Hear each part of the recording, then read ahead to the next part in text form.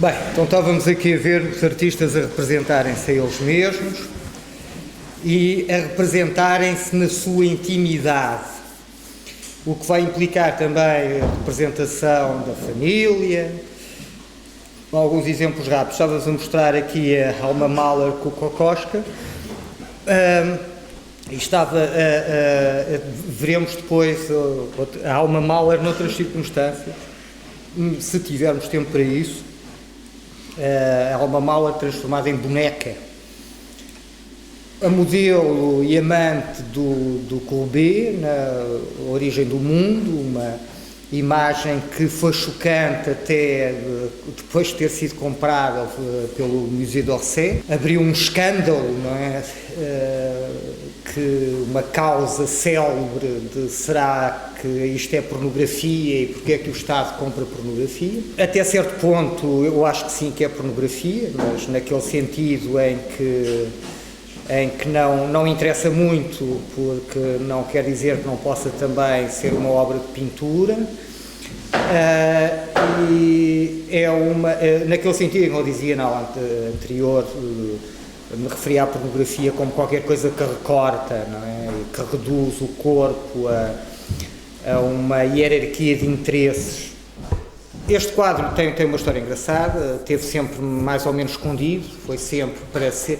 Este quadro é ele próprio um quadro para ser usufruído em privacidade. Isso também é uma das razões por que está aqui.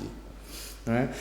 É porque o quadro foi pensado, foi pedido, foi encomendado precisamente para ser visto em privacidade, é? E para ser visto apenas por alguns. É muito engraçado que este quadro esteve sempre escondido, esteve sempre atrás de outra coisa, atrás de outro quadro, o último proprietário, e é depois da morte dele que o quadro é comprado pelo Estado francês, no meio da polémica, é o psicanalista francês e teórico Jacques Lacan.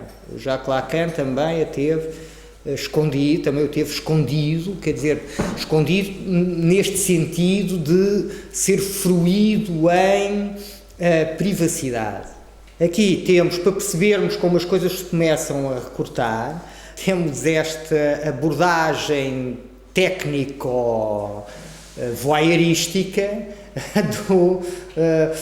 envolta num linguajar classicizante que até mete aqui as Vênus e que é pura e simplesmente uma espécie de estudo anatómico, não é, de um sexo feminino.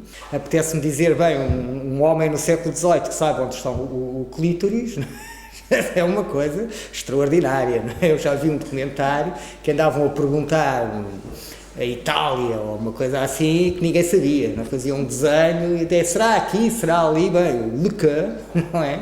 O Lequin consegue fazer este estudo anatómico. O que é engraçado nisto é que evidentemente isto é muito diferente por todas as razões e mais uma, mas começa a recortar um caminho, porque reparem, o Lequin não é um anatomista, não é? O Lequin, portanto, não está, mas preocupa-se com este tipo, não é? Portanto, anda ali entre o voyeur e o técnico e o clássico, não é? Portanto, é muito engraçada a maneira como ele faz isto. Aqui o Oskar Kokoschka, o Egon Schiele, mostrar-se a ele e à sua família, numa situação de grande intimidade, uma intimidade construída pela nudez, construída pelo o que parece ser uma cama, um quarto, portanto uma situação íntima, o que é o centro da sua própria vida familiar, mas com uma mentira. Nós estamos outra vez com as imagens que mentem. Tinha mulher, mas não tinha filhos. Portanto, ele mete aqui uma criança que não existe. Aqui outra vez este partilhar da intimidade, o Stanley Spencer a fazer um autorretrato com a mulher. Evidentemente é um retrato que exibe uma cena de alguma intimidade e que a exibe sem heroísmos, digamos assim, sem arquétipos clássicos, não é? Mostrando corpos que não são corpos clássicos, não é? Posições que não são posições de pose artística, bom, e portanto num tipo de relação com o corpo que percebemos que depois possa até vaguear, não é, caminhar para, por exemplo, para o Freud, não é? Para o Lucien Freud. Aqui temos uma representação da Marie-Thérèse Walter, uma rapariga muito nova que se envolve com o Picasso, quando ele ainda estava num casamento anterior, e que para além do mais é filha de um casal amigo e que para além do mais é muito nova, não é? E portanto isso faz com que o Picasso a refira sempre de maneiras muito transpostas, não é? E aqui está então este nu reclinando-se, não é? Em vez de descer as escadas, do Picasso, nos anos 30, e que se refere à Marie-Thérèse Walter, que veremos depois ser referida também por uma natureza morta, como quer o Pierre Daix. Outra vez a Marie-Thérèse Walter. E, portanto, digamos, uma abertura, a pintura abre-se para um mundo de intimidade. Agora vamos ver, evidentemente que isto é suficientemente indireto para que não seja excessivamente público. Quer dizer, como é que eu sei que aquela mulher nua é a mulher ou a amante ou a namorada do pintor? Percebem? Portanto, há aí a situação de alguma maneira muda quando o pintor e a sua família, as suas namoradas, os seus amigos são expostos pelos meios de comunicação. Portanto, aí há uma facilidade de reconhecimento público, não é? Que eu digo, olha, aquela é namorada deste ou daquele. Aqui um pintor do final dos anos 70, no início dos anos 80, daquela geração do Marianne e do Clemente, e que é o Rainer Fettich, que faz aqui o Ricky Blau, que é uma obra de 1981 e que mostra uma cena estas imagens do Fettich são sempre imagens de alguma violência, não é? Portanto, nós temos aqui uma cena que é uma cena de grande intimidade, um homem nu que se barbeia, não é? Mas que não se sabe bem, barbeia-se, corta o pescoço, qualquer coisa, não é? Mas, portanto, que se barbeia nu ao espelho da casa de banho e, portanto, que é observado, o que implica uma certa ideia de intimidade, esta partilha da casa de banho, este acesso à casa de banho, este acesso à nudez do outro, à toalete do outro, portanto, implica uma intimidade, implica uma relação sexual. Ou aqui o Edward Weston fotografando um filho. Fotografando um filho, é uma fotografia célebre, tornada ainda mais célebre porque em 81 a Shelley Levine refotografa a partir de um catálogo as imagens dos nus do filho do Edward Weston e, portanto, refotografa e põe problemas novos e que são problemas, têm a ver com problemas que nós já começamos a conhecer. Quem é o autor das fotografias da Shelley Levine? É o Edward Weston ou é a Shelley Levine? A Shelley Levine apropriou-se das fotografias e passou a ser autora. Como é que funcionam essas imagens? Reparem, funcionam de uma maneira extremamente equívoca. Eu, normalmente, para não estar a repetir essas imagens, mostro, quando tenho de mostrar as coisas que o Edward Weston, por exemplo, fotografou, que a Shelley Levine refotografou, eu mostro as da Shelley Levine, para não ter mais do que uma, porque a imagem não faz sentido. Isto é uma reprodução fotográfica do Edward Weston. Portanto, para mostrar aqui, tanto eu podia-vos dizer, cá está o filho do Edward Weston. Bom, estou-vos a dizer também que, por acaso, é uma refotografia da Shelley Levine. A diferença em imagem não é nenhuma. Portanto, é uma coisa que funciona em objeto. mas é um objeto, reparem, que se interessa apenas pela imagem. Ela não está interessada na fotografia objeto. Ela não está interessada em rematerializar as imagens do western noutro objeto. Ela não se preocupa com o objeto propriamente fotográfico. Ela fotografa isto a partir de um catálogo com imagens do Edward Western. E, portanto, o objeto de fotografia não interessa. Aliás, o objeto que ela fotografa já é eu depois tenho aí uma coisa para mostrar, não vale a pena continuar aqui, mas já é eu penso que no Western também é assim que funciona, já é uma fotografia de uma reprodução fotográfica. Portanto, estão a ver a complicação que se começa aqui a introduzir. Portanto, é muito engraçado. Na relação da imagem com o seu suporte, na relação da imagem com os objetos tridimensionais, na relação da fotografia com o mundo e na questão da autoria. Portanto, é muito interessante. E é muito interessante também na própria exposição que o autorretrato faz do artista. Neste caso, do artista e da sua família. Neste caso, do filho do Edward Western. Portanto, este tipo de exposição anónima, ali reduzida a um corpo, mas reparem que, como aqui na Jenny Saville, reparem que é uma fotografia montada em plexiglass, da própria Jenny Saville, é um autorretrato, e que ela faz em pintura, que ela faz em fotografia, mas sempre a partir de fotografias. E, portanto, nós temos aqui a Jenny Saville espalmando-se numa superfície sintética, tipo vidro, onde o seu corpo começa a tornar-se protagonista. Estão a ver? A tornar-se protagonista. O corpo é aqui o protagonista do retrato. Para já queria mostrar-vos esta exibição da intimidade. Evidentemente, o artista que se exibe nu, que se exibe feio, que exibe a família, não é? que exibe cenas da sua privacidade. Não é? Cá está a Jenny Saville outra vez. Aqui, uma fotografia da Julia Cameron, que faz uma cena, reproduz em fotografia uma cena dos romances da Távola Redonda, do ciclo arturiano, e que faz isso precisamente, normalmente utilizando amigos como modelos.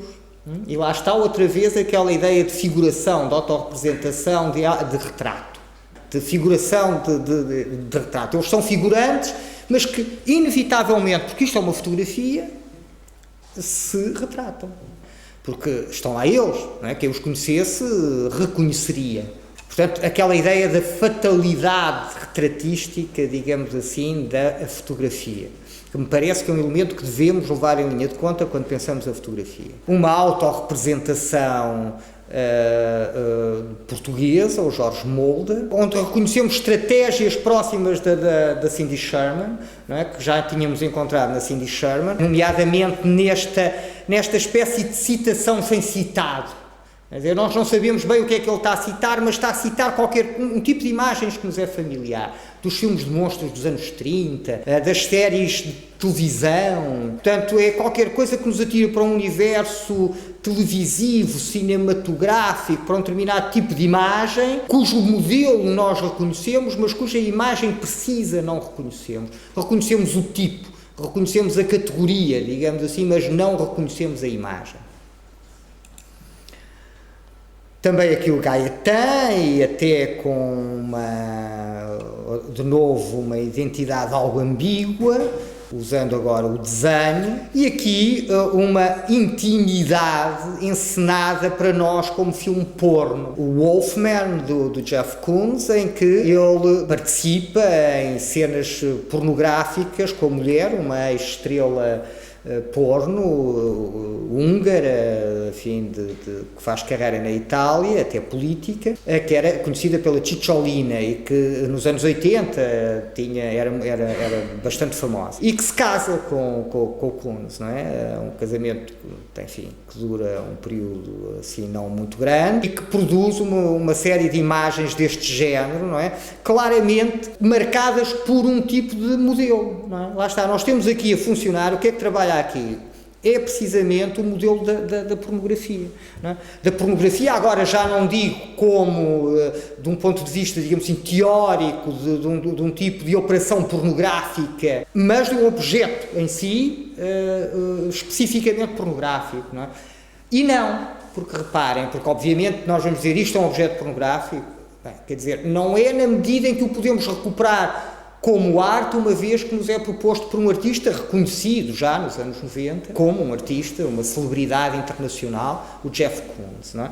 E, portanto, e depois é muito engraçado também porque é uma intimidade, realmente é uma cena normalmente intimidade, é uma cena de namoro com a mulher, normalmente não se faz em público, mas, e portanto ao contrário do público, não é? O privado, é um privado até íntimo, mas que se encena como uma coisa pública. Não só porque é feita para o público, ele faz isto de propósito para o público, quer dizer, isto não foi uma sex tape que foi parar à internet, estão a perceber? Não foi um paparazzo que tirou a fotografia pela janela, não foi um amigo que levou a cassete do senhor arquiteto e andou a mostrar, percebem? Isto foi ele que ensinou. E, portanto, ensinou para a gente ver assim isto. Ou seja, o fim desta imagem é ser vista. Mas não é só o fim desta imagem que é ser vista, é que o próprio modelo da imagem é um modelo que é, como eu já disse aqui, totalmente subordinado à visualidade, ao espetáculo, ao ser visto, que é o modelo da pornografia. É evidentemente um modelo público. É evidentemente um conjunto, é uma imagem que está sujeita a um conjunto de regras muito próprias, não é? E que tem a ver sobretudo com isto, mostrar o mais possível, mostrar aquilo que não se vê, mas que de alguma maneira inclui essa espécie de ficção de intimidade, porque nós sabemos que o Jeff Koons é casado com a Cicciolina, portanto é um casal numa cena íntima, percebem? E obviamente não o é, não é? E obviamente não é uma imagem que é feita, que é encenada, que é registada de uma maneira espetacularizada, jogando evidentemente com a alta e a baixa cultura, jogando com o kitsch e jogando com as regras da pornografia, não é? Portanto, uma espécie de falsa intimidade. Eu mostro aqui este quadro do Clemente, que é um quadro onde ele, a que ele chama a minha casa. Bom, dificilmente ser mais privado, a minha casa, ser mais pessoal. No entanto, o que ele faz aqui em cima é reproduzir o monumento da Índia, estão a ver, e aqui em baixo, como ele próprio dirá até posteriormente numa entrevista, e várias vezes a crítica já tinha andado por aí, citar obras literárias do Alberto Savinio, não é? Que é também pintor e irmão do Giorgio di Chirico, de quem provavelmente veremos aqui alguma coisa. Ou seja, a história da arquitetura e a literatura é que geram esta imagem, e o título simula uma intimidade que de facto não existe, ou seja, nós pelo título pensamos que estamos a entrar na casa do Clemente, não é? Que estamos a ver uma casa do Clemente e percebemos que esta imagem, aliás, é uma imagem múltipla, duplice, que o interessa muito nesta altura, esta duplicidade das imagens. Reparem que o chão da imagem de cima, do aposento de cima, é o teto do aposento de baixo. E, portanto, e que se referem, não é, à arquitetura e à história da arquitetura, aos monumentos internacionais e à literatura italiana. Aqui temos esta encenação e revelação da intimidade pelo Picasso, não é? Porque é muito engraçado e começa-nos a colocar o próximo problema, que é o da máscara. Porque o que faz o Picasso com estes monstros, com estas figuras mitológicas como o Minotauro, é explorar a sua própria sexualidade. E é um tema que ele vai explorar muito através deste tipo de figuras semi-animais, numa fase, enfim, mais final da sua obra, não é? Aqui estamos a ver nos anos 30, mas este explorar da sexualidade misturada com a figura, assumindo uma espécie de tótem, não é? Uma espécie de outro, não é? De uma espécie de personagem, mas lá está um personagem que nos revela, que diz qualquer coisa sobre nós, neste caso um Minotauro, ligado a uma forte sexualidade. A máscara aparece claramente, de alguma maneira o Minotauro funciona também como uma espécie de outro do Picasso, uma espécie de alter ego do Picasso, de alguma maneira de máscara do Picasso. A máscara é muito convocada para falar das meninas, das Demoiselles d'Avignon. Nomeadamente as máscaras, nestas duas figuras da direita, cá está uma figura que mostra a frente, a cara, não é? E mostra as costas, não é? É impossível, não é? Como nós tínhamos falado nisso na aula anterior, não é? Portanto, aliás, ainda mostra um perfil e a 3/4. Não é? Bom, cá está as máscaras africanas, que são muito referidas, não vale a pena andar para trás e para a frente para ver se é parecido, enfim, eu não sou especialista de máscaras africanas, e aliás, acho que muito o discurso que passa por esta comparação é sempre muito pela rama. De facto, e não interessa muito colar exatamente a esta ou àquela tradição africana, acho eu, não sei, pelo menos agora aqui a mim não me interessa. O que interessa é esta ideia de a referência à máscara que a interpretação das Demoiselles normalmente convoca.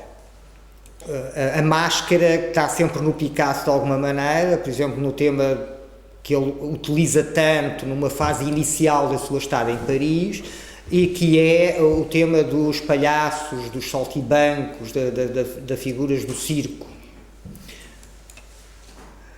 A máscara, que é um elemento importante da iconografia simbolista e depois expressionista, a ideia de que o homem usa máscaras, de que não se mostra tal como é, que nos escondemos atrás de máscaras, e depois a ideia junguiana de que a máscara não só nos esconde, mas também nos revela. A máscara é a nossa identidade social, a máscara é um conceito importante no Carl Jung. Cá está como palhaço outra vez o Toulouse-Lautrec, fotografado pelo Maurice Guibert. E cá está um exemplo muito interessante para mim da máscara, que é um trabalho de humor do Bordal Pinheiro, que publica na segunda série do António Maria, em 1898, e que é, como sabem, o Bordal é um homem, enfim, de esquerda, não é? É um homem republicano, não é? Da esquerda republicana, portanto alguém que, enfim, não poupa uma visão muito crítica das instituições monárquicas. Ele morre antes da República, em 1905, portanto, não descobriu que podia parodiar com a mesma facilidade a República, e, portanto, o que nós temos aqui é uma imagem muito interessante, é que ele basicamente o que faz é uma piada.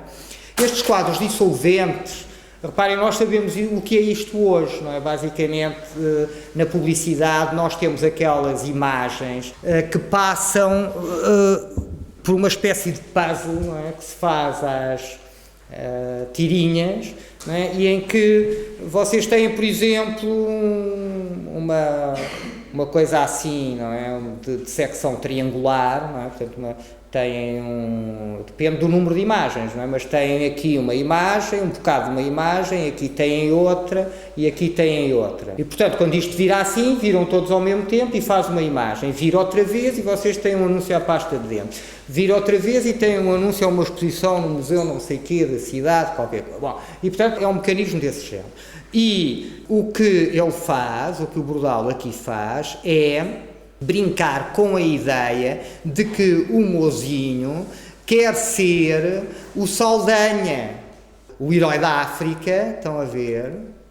O herói da África, que ele aqui mostra, evidentemente, como sabem, suicidou-se, portanto, como uma figura melancólica, enfim, que não é propriamente simpática nem heroica, não é? Portanto, este grande herói da monarquia, basicamente vai para, o que é que ele faz? Vai para casa, o povo aclama, ou como já tinha aclamado o Saldanha, e o Saldanha fez uma série de coisas que foram consideradas apatetadas, não é? De golpes de Estado, não é? Que um bocado, que depois teve de voltar atrás e coisas assim. Bom, portanto, era assim uma espécie também de herói já meio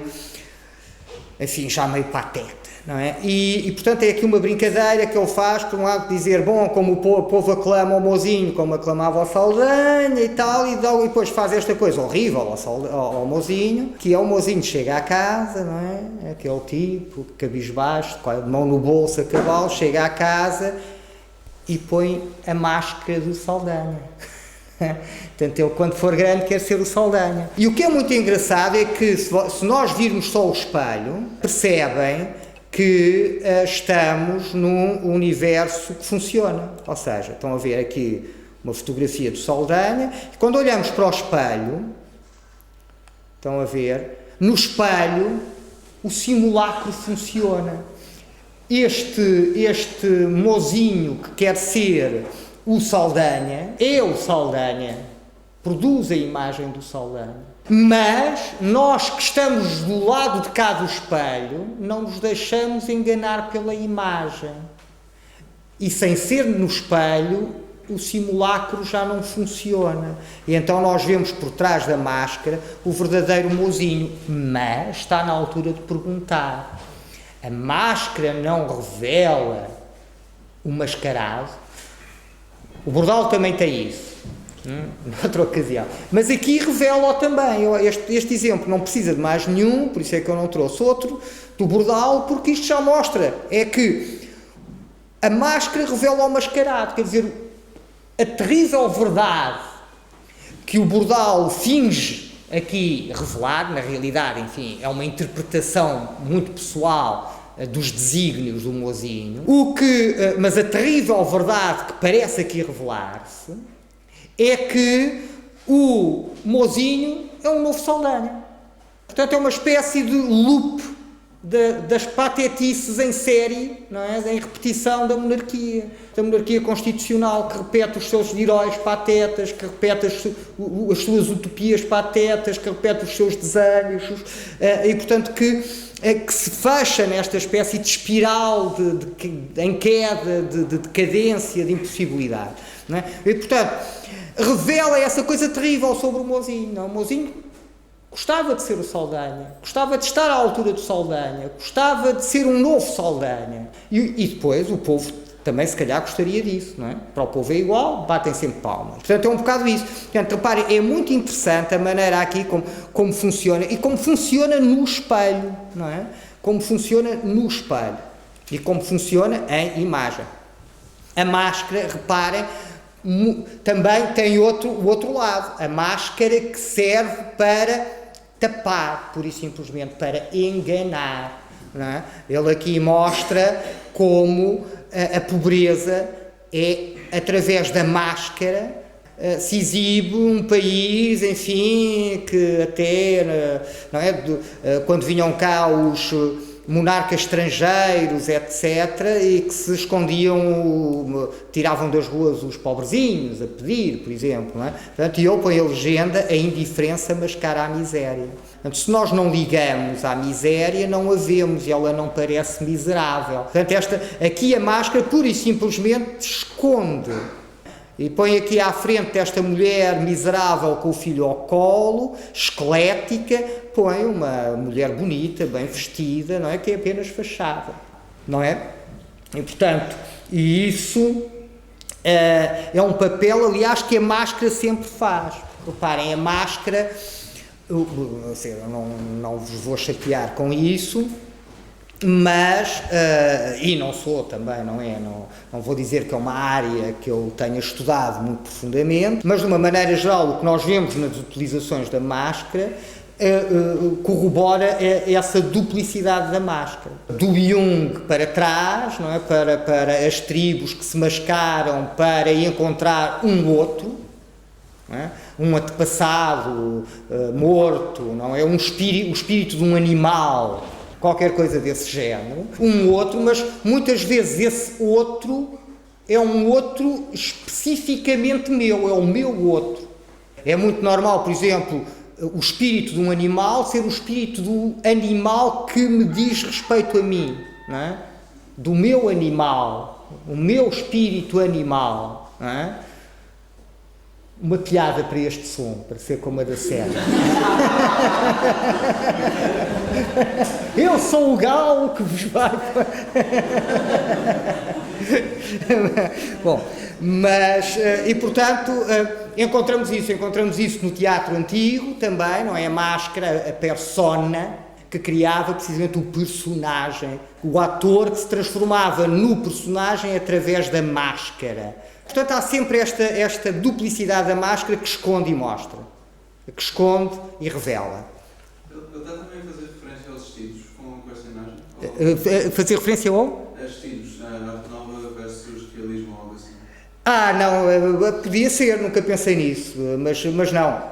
Acho que não, porque aí seria uma espécie de, na minha interpretação, seria uma espécie de como é que se diz, de qualquer coisa pejorativa em relação à arte nova, não é? A arte nova mascara, é preciso, o realismo mostra a verdade, não é? Não, podia ser. Repito, não pensei nisso, eu quando não pensei, às vezes depois volto a pensar e digo, se calhar o tipo tinha razão, mas não me parece porquê? Porque precisamente o Bordalo utiliza muito a arte nova, não é? O Bordalo utiliza muito esse tipo, tem um gosto muito próximo desse tipo na cerâmica, etc. Não é? Portanto, não me parece que seja uma crítica à arte nova, não é? Mas está bem visto. Disse, esta máscara é uma máscara muito nesse gosto, não é? De facto. Bom, ou então aqui, sem máscaras, não é? A morte torna-nos igual a todos. A morte tira-nos a máscara, não é? Um rico, um pobre, um preto, um estúpido, não é? Bom, uma coisa assim, são todos iguais no fim, não é? São todos iguais. E a última máscara, estão a ver? Esta ligação da morte à máscara é muito interessante também. O Roland Barthes diz qualquer coisa deste género na Câmara Clara. Diz assim, aqueles rostos da fotografia, como os mostram a fotografia, parece aqueles rostos maquilhados, não é? Pintados, através dos quais vemos os mortos.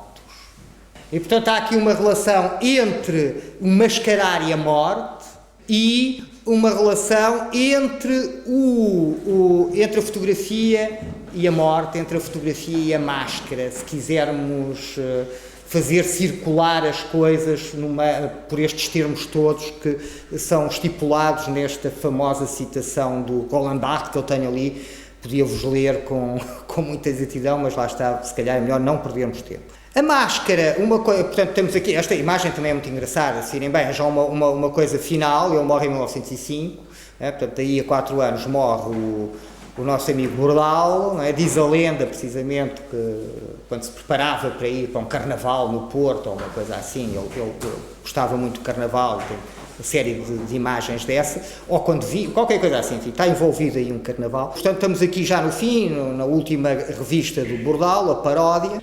Reparem que a última máscara, portanto, é um velho dandy, não é? Num baile de carnaval, onde já está tudo a começar aos beijos e não sei o quê, e ela pergunta, conheces-me? Que era uma coisa que se dizia com as máscaras. Os mascarados no carnaval andavam, conheces-me? Não é? E eu tipo, espera lá, tu, coisa então, e ele está todo, já estão a ver, olá, curioso, quem é a miúda, quem é que será, não é? E tal, e por trás está a morte. Não é? É a última grande conquista do Dom Giovanni, não é? Dom Giovanni, a última grande mulher do Dom Giovanni é a morte, não é? Arrepende-te. E ele, não, e arrepende-te, não é? E lá vai ele para o inferno, não é? E agora como é que será o inferno do Dom João, não é? O que é que será o inferno do Dom João? O que é que será o inferno que ele não gosta, não é? É preciso pensar nisso também. E uma coisa que um rosto mascarado é uma espécie de assemblares, não é? É uma espécie de assemblares, é uma espécie de encontro de materiais de origens diversas, de materiais diversos, de proveniências diversas. Portanto, reparem, há um elemento artificial que se junta ao corpo ou vários elementos artificiais, não é? E, portanto, funciona um bocado como uma assemblagem, por exemplo, a roda de bicicleta do Marcel Duchamp, que mistura uma roda de bicicleta com um banco. E que, se virem bem, é uma peça perturbante. Fosse ela como fosse, que a gente não sabe bem. Conhecemos apenas por fotografias a primeira versão. E, portanto, o que nós temos aqui é já uma versão muito tardia, não é? Um remake da primeira versão. Não sabemos como é que funcionava a primeira, mas, por exemplo, uma coisa que é notada é que isto é um garfo moderno de bicicleta.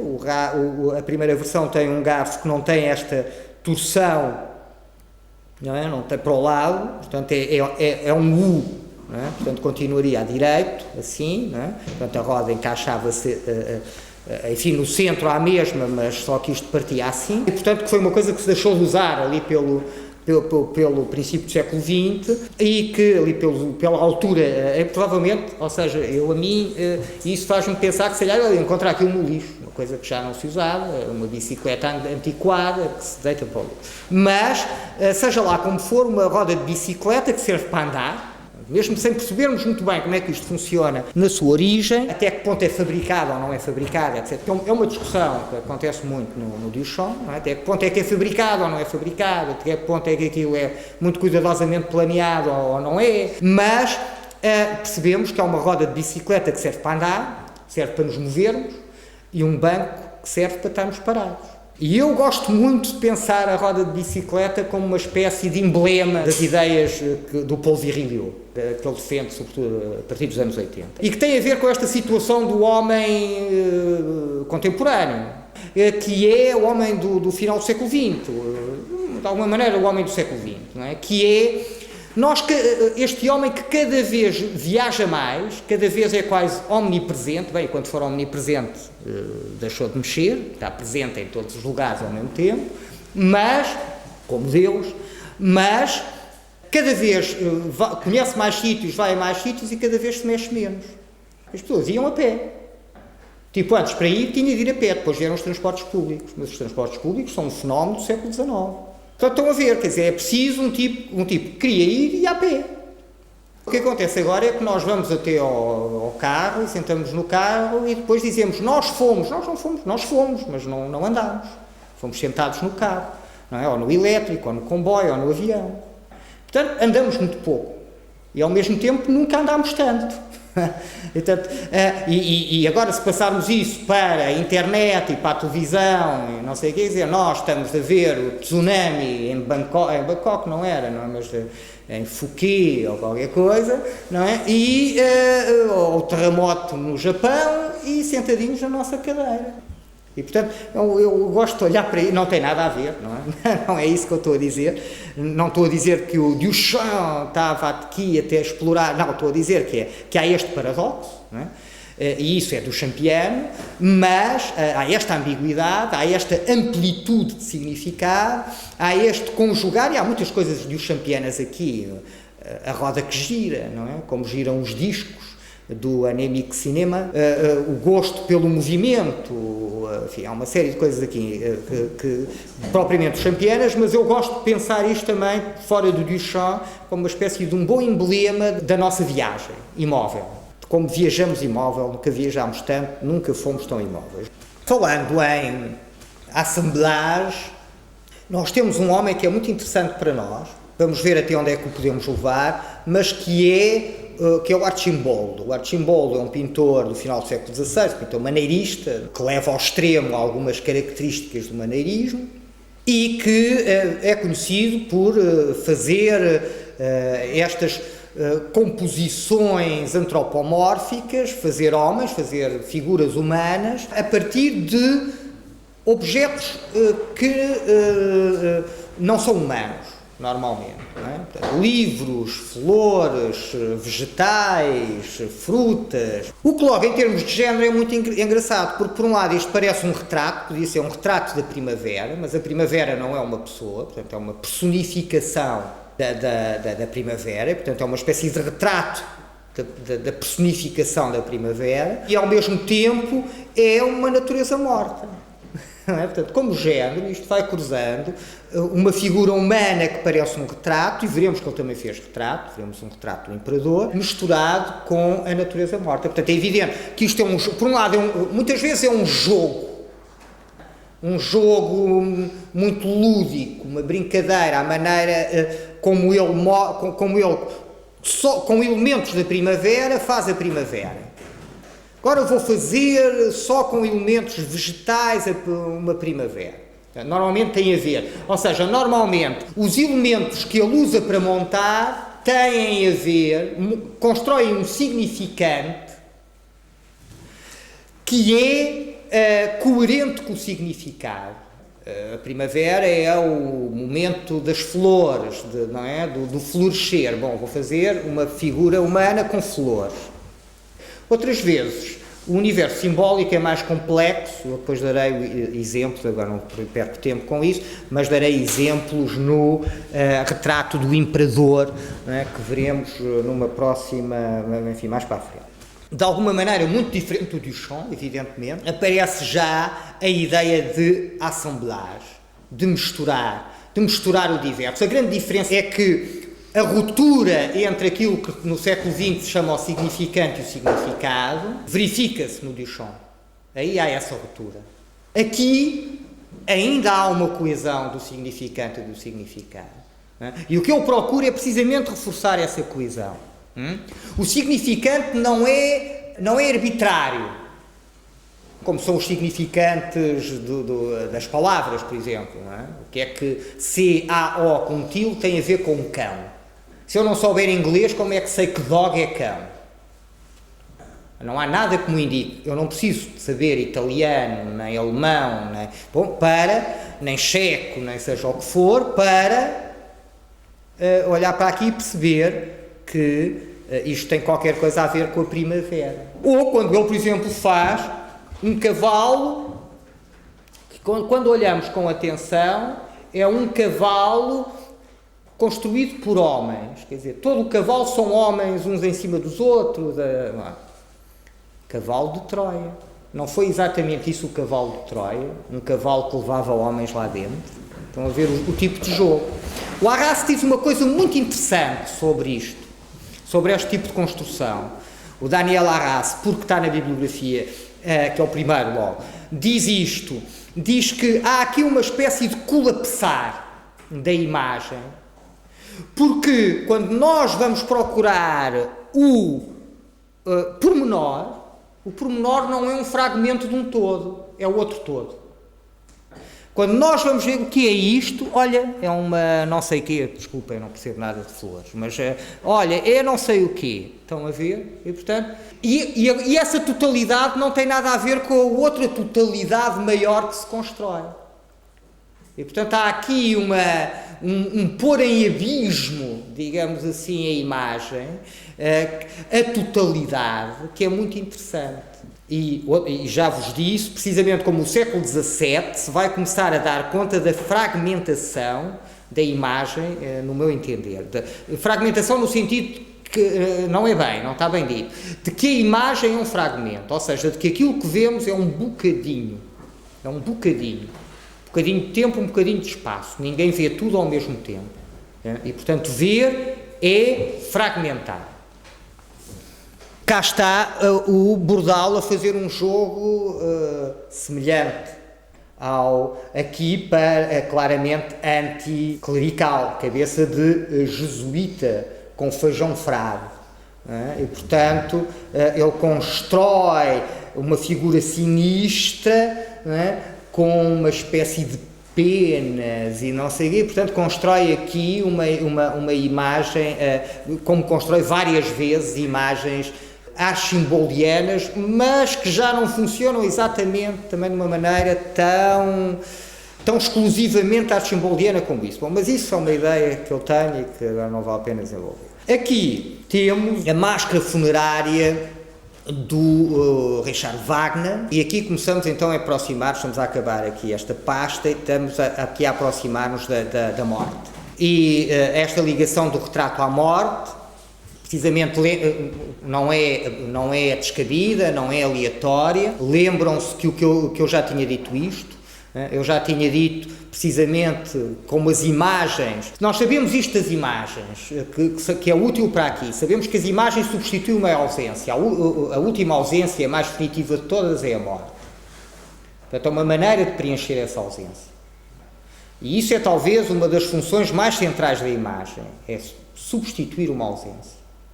Deus, por exemplo, eu não posso ter Deus aqui ao pé de mim. Deus, aliás, é uma situação muito interessante, porque se virem bem, Deus está sempre ao pé de mim, não é? Se acreditarmos em Deus, e se acreditarmos em Deus à maneira cristã, portanto, Deus é omnipresente, está sempre aqui, portanto, está em todos os lugares. Mas eu não o vejo, eu não comunico, eu não tenho a noção dessa presença. Essa presença não é visível, essa presença não é verdadeiramente do meu mundo. Eu sou do mundo de Deus, Deus não é bem do meu mundo, não faz parte da minha experiência. E, portanto, eu substituo por uma imagem. Portanto, Deus eu acho que também é um elemento muito interessante para pensar a nossa história das imagens. Não é? Já vimos que é o garante da verdade, é o garante da verdade da natureza, é o garante da verdade da imagem, é o legitimador da imagem. Não vimos, porque eu não desenvolvi essa ideia, mas passámos por lá. E Deus é verdadeiramente uma ausência-presença. Nunca mais teremos uma ausência-presença tão ausente e tão presente. Não é? Aqui, outra vez, como eu disse no ready-made, não é não é io, é i só, i. É esta soma, é esta junção, esta conjunção. Deus está e não está. E, portanto, nunca mais teremos nada que tão verdadeiramente esteja sempre e tão verdadeiramente nunca esteja. Por isso é um poderoso motor de imagens. As imagens jogam sempre, e por isso as imagens jogam sempre por esta escorregando entre a presença e a ausência. E, portanto, reparem como nós temos aqui uma relação da imagem sempre com a ausência. A imagem preenche a ausência. O namorado vai-se embora e eu faço-lhe um risquinho à volta da sombra. E agarro-a. Não só agarro-a, legitimo-a, que isso é muito interessante. Legitimo-a, quer dizer, aquela imagem é legítima, aquela imagem é verdadeira, aquela imagem é a imagem, e já nem é bem só a imagem, não é? Porque tem qualquer coisa daquele que partiu. De alguma maneira agarra-lhe a sombra, não é? Qualquer coisa desse género. E isto é muito engraçado até porque, reparem, aquela ideia do pai de depois pôr aquilo em barro e cozer no forno, faz com que se torne reprodutível. O inventor da reprodutibilidade é o pai da rapariga. Bom, a partir daquele risco, pode fazer um número de retratos cerâmicos que quiser. Começamos a perceber que há aqui um tipo de... Há aqui uma espécie de fantasma da fotografia, não é? De qualquer coisa, uma espécie de ficção que paira na fotografia. Esta coisa de uma imagem que é uma captura, praticamente automática, praticamente sem técnica, sem um saber muito especializado. A rapariga não era uma rapariga. O pai é que era ceramista, ela não sabemos qual era o talento dela, não é? E depois aquilo acabou de ser inventado, portanto não podia ter uma grande prática. Ela inventou a técnica, não é? Portanto, não perdeu muito tempo a ensaiá-la. Então uma coisa, chegou ali e fez com risco. E depois, de onde é que vem a imagem? Da luz.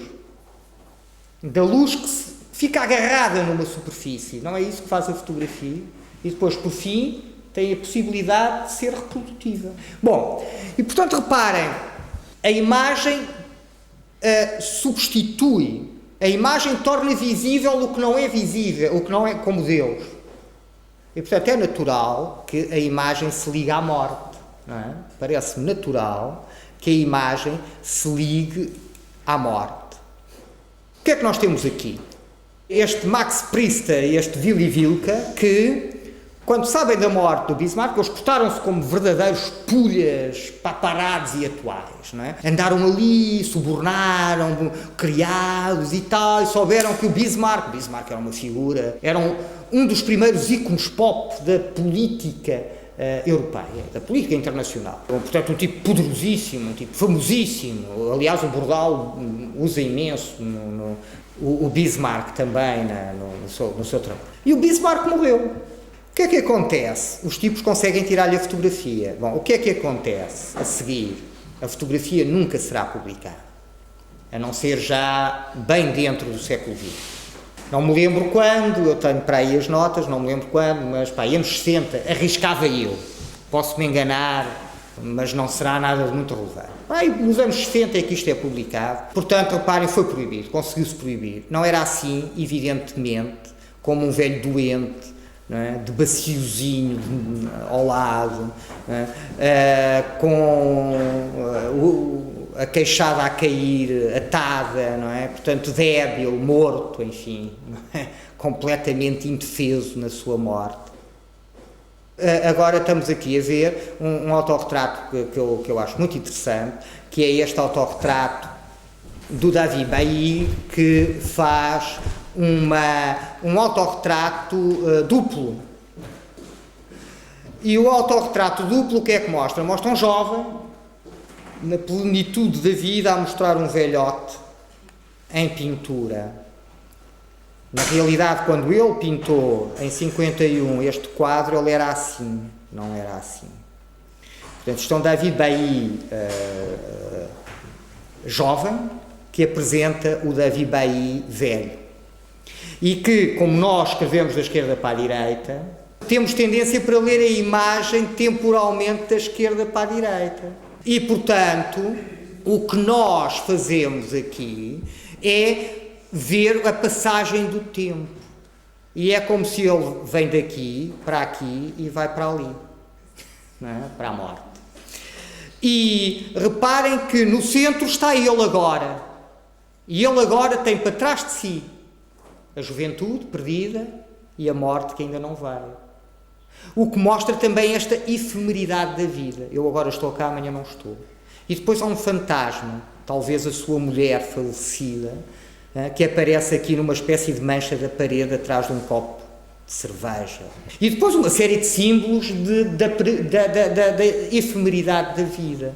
Não é? A vela que se apaga, a chama que ainda agora estava acesa e foi-se. O papel que cai, as folhas que murcham, a bolha de sabão, que a gente sabe que não é, vai acabar, vai fazer pop num instante. E aqui ele diz, tem escrito vanitas, vanitatum, vaidade, tudo é vaidade.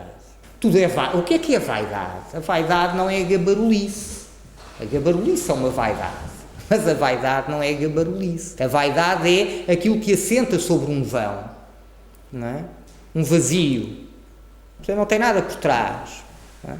E, portanto, tudo é vácuo, tudo é vazio. Não é? Quer dizer, a única certeza é a morte.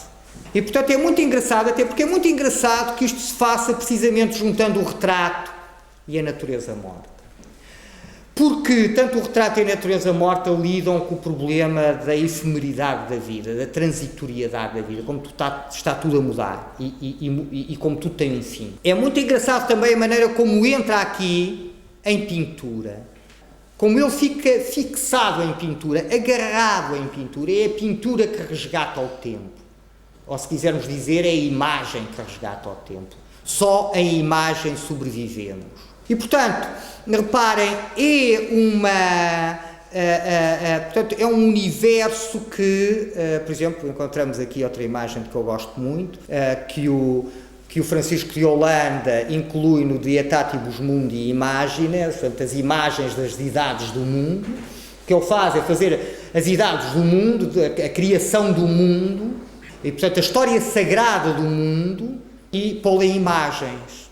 Também nunca foi publicado, né? E o homem, aliás, morre. É a geração do Camões, não é? Não sabem, lembram-se com certeza que os Lusíadas, já lá para o fim, ele faz aquela pompa toda, conta aquela história toda heroica, e vem os heróis, e depois diz, não mais, musa, não é? Não mais, que a lira tenho destemperada. Quer dizer, não mais, chega, não me dês mais ideias, não me estejas a meter coisas na cabeça, porque eu tenho a lira, eu estou a cantar, a poesia era comparada ao canto, não é? Está dividida em cantos, não é? Eu canto, não é? Isto e aquilo, portanto, aquela coisa, portanto, eu tenho a poesia já desafinada, não é? E não do canto, não é do canto, cantar não me custa nada, eu sou muito bom cantor, eu estou aqui a cantar o resto da vida se for preciso. Mas de ver que venho cantando a gente surda e endurecida. Portanto, o que ele diz é o que o Holanda sente. É que eu, quando comecei nisto, tinha entusiasmo. Era porreiro, não é? As coisas estavam todas, parecia que estavam a andar. Não é? Eu fui para a Itália estudar, não é? Eu conheci o Miguel Ângelo, diz ele, não é? Quase ninguém se acredita, mas eu vi como é que se fazia a pintura do futuro e aquelas coisas todas. E depois chego aqui, né? E eu até fui com uma bolsa do rei, não sei o quê, depois chego aqui e não tenho, ninguém quer que eu pinte nada, ninguém quer que eu faça nada, ninguém quer, bom, quer dizer, fui metido na gaveta. O Camões também. E portanto, quer dizer, perante estas bestas, quer dizer, é que eu já estou um bocado farto de cantar. E portanto o canto não me cansa, o que me cansa são as bestas, surdas e endurecidas, e isso é que já não há paciência, percebem? É este desalento do final do século XVI português. Estão a ver, a obra é terminada em 73, os Lusíadas são publicados em 72, portanto é esta geração, cansada. E esta imagem é uma imagem que diz isto, não é? Mas diz isto no índice, num sumário que a gente não pode ter a certeza que seja do Holanda. Diz assim, diz qualquer coisa como isto. E na página não sei quê está o autor, portanto será um autorretrato do Francisco de Holanda. Está o autor com este livro que está aqui, que é muito engraçado. Este livro que vocês estão a ver está ali na imagem. É o que faz o Dom Quixote. O Dom Quixote constantemente faz conduz-nos para aquele livro ali, não é? Como as meninas do Velázquez, não é? O quadro que estão a ver de costas, se calhar é o quadro que estão a ver de frente. O jogo é este.